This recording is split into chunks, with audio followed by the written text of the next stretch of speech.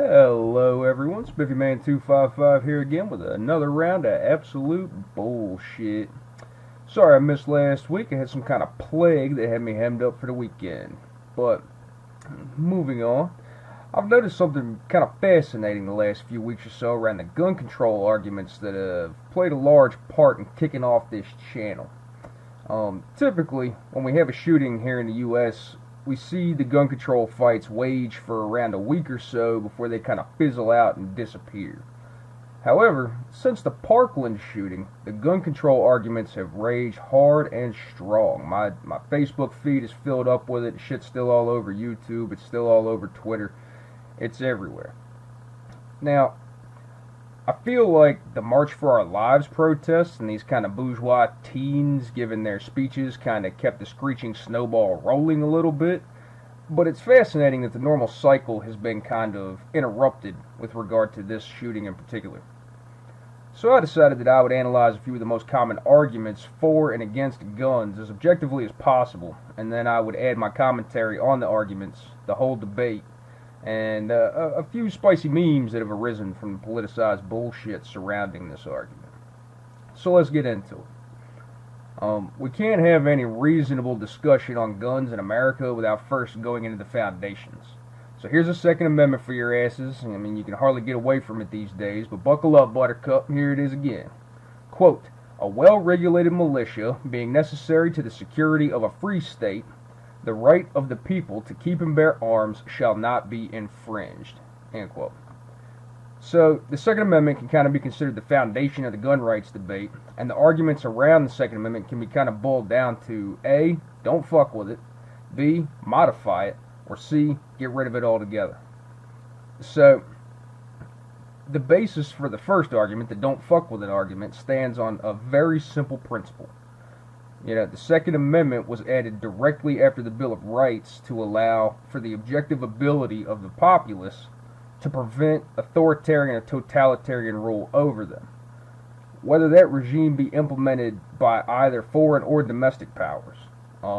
In other words, if our government or any other government attempted to infringe the basic human rights of the populace is allowed to take up arms to defend itself. This principle, in my opinion, is a positive one, and we should be able to stand up to tyranny should it attempt to infringe on our human rights. The modified argument is a bit more wide-ranging.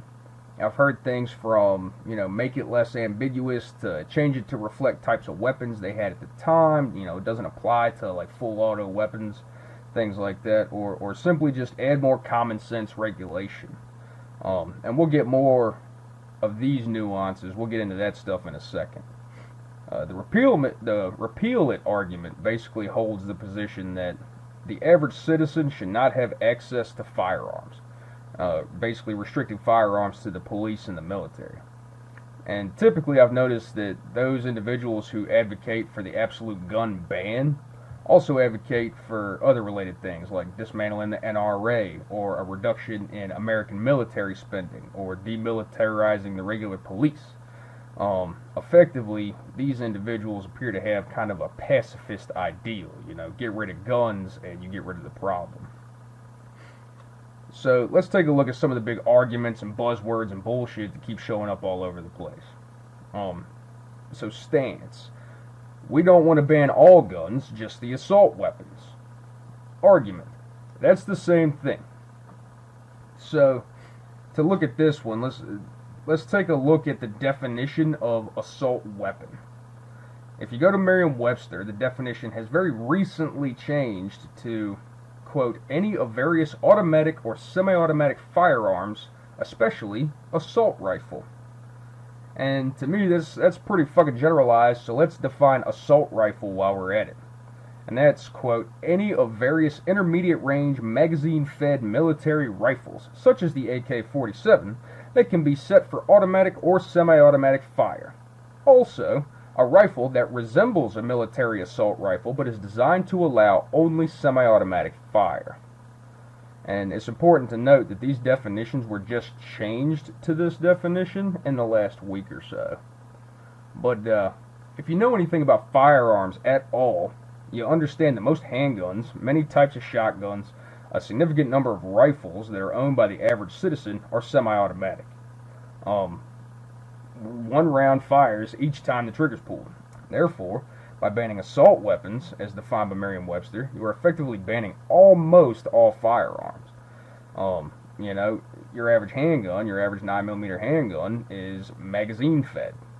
And you really are trying to ban pretty much every weapon when you go for the, quote, assault weapons ban.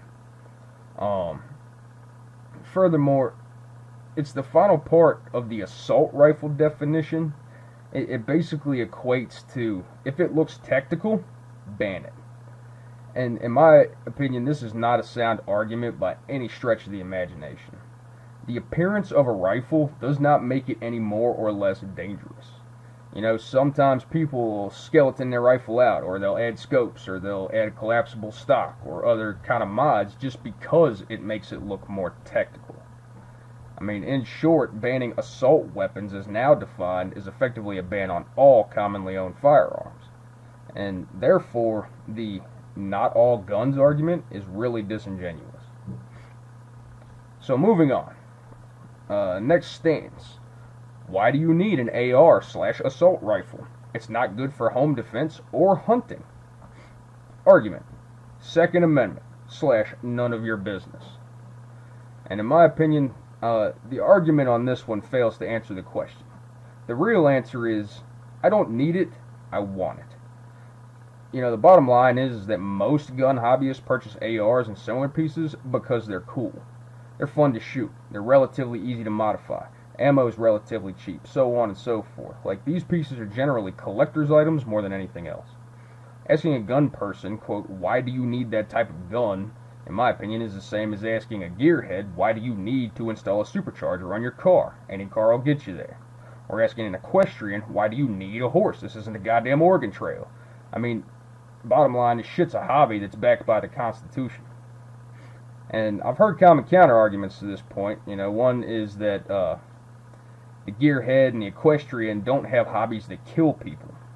Well, according to the IIHS, the Insurance Highway Safety Institute, basically, quote, in 2016, speeding was a factor in 27% of motor vehicle crash deaths. Speeding has been a factor in more than a quarter of crash deaths since 2007. Well, color me fucking surprised. Fast cars can kill people. Oh, and by the way, it turns out that, according to SDSU, horses kill people too. Quote, horses were involved in the deaths of 43 people in New Mexico between 1993 and 2004, a span of 11 years. Now, that's not many deaths at all when it comes to the horses, but demonstrably able to cause death nonetheless. It's important to note that this is just quantifying murderous horses in New Mexico, too. Who knows how many of these bastards got the bloodlust across the whole country. Ban assault horses. Hashtag not all horses. However, on top of this argument, there is another thing that I feel must be mentioned to this point. One thing that I noticed that gun enthusiasts do is trivialize the sentiment of the stance, why do you need it? The bottom line is that there really is no fundamental purpose to a firearm beyond killing other humans. That's what it was designed for. Killing humans. You might use it for other things, but when you get down to brass tacks, that thing is a tool. It's a death machine that was originally designed to kill humans with efficiency. And I feel like the gun folks should admit to this fact more readily. Anywho, on to the next contest. Stance. There's no way you could defeat drones and tanks with your little AR. Argument. We could at least put up a fight. This argument I think requires a little clarity. Basically, if you think that a smaller force with inferior weaponry cannot hold their own against a superior force with more advanced weaponry, I think the North Vietnamese would like a word.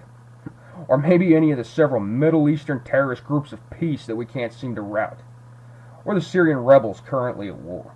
Or maybe the fucking founding fathers who defeated one of the most powerful military forces in history under those conditions. Superior technology does not automatically mean victory for a military force. Anyway, what's next? Stance. We need common sense gun laws. Argument. Second Amendment. Now, this is where the principled argument kind of disappears and the moral argument begins. You see, the argument now comes from the interpretation of the Second Amendment by any given individual that reads it. So what you end up with is this kind of vast spectrum of ideas about what is actually intended by the amendment. Should we take the amendment literally and allow the average citizen access to each and every weapon available to the United States military?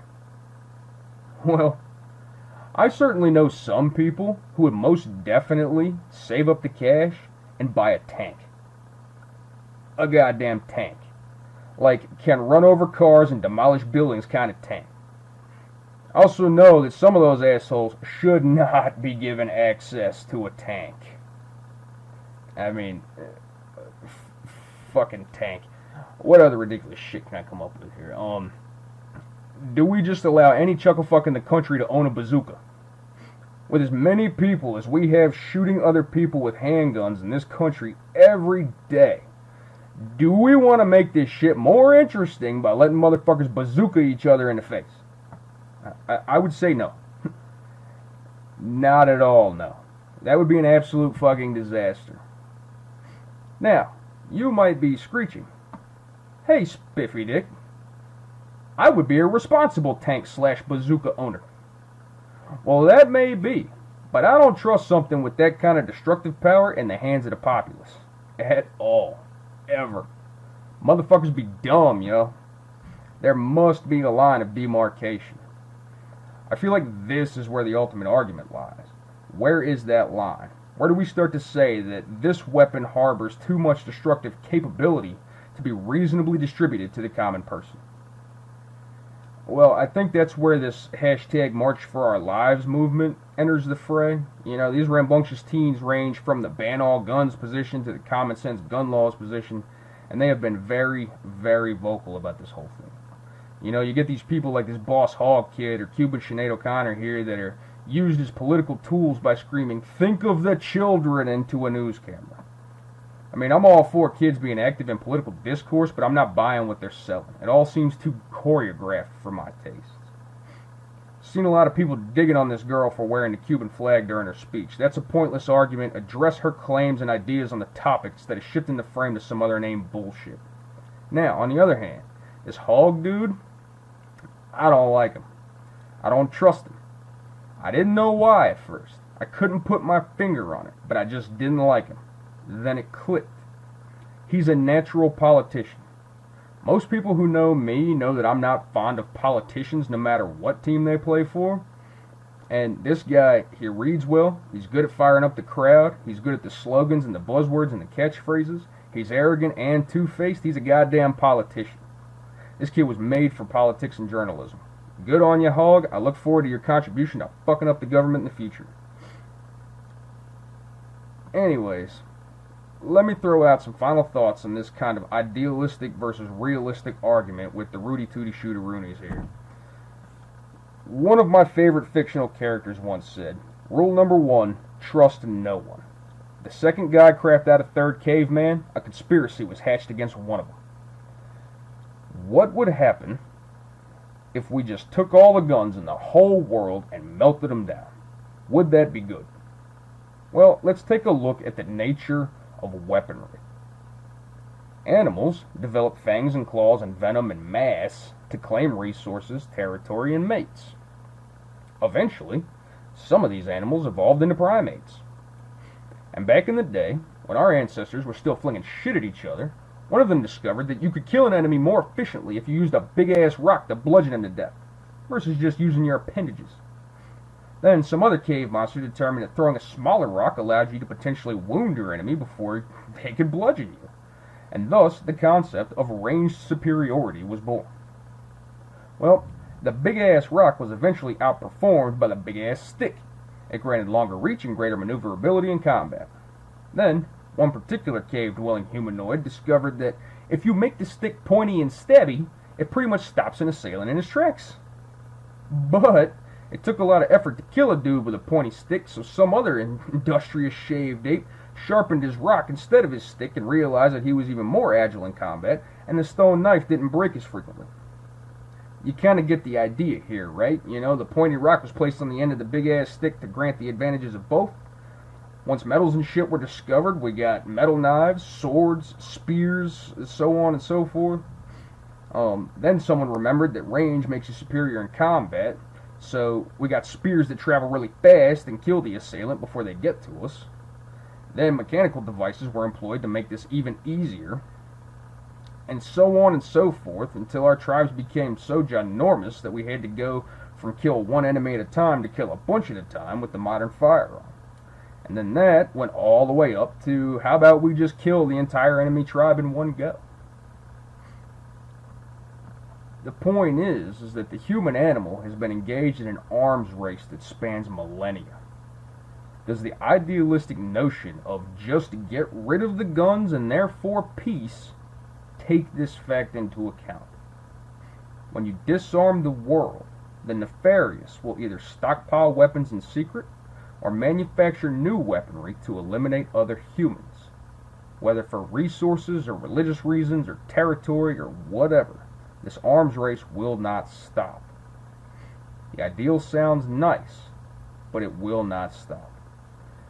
Should the conversation be had? Absolutely. Should we discuss things like gun registration, licensing, insurance, biometric locks, biometric firing mechanisms, in-depth background checks that don't just look for domestic violence convictions, the state of mental health care, so on?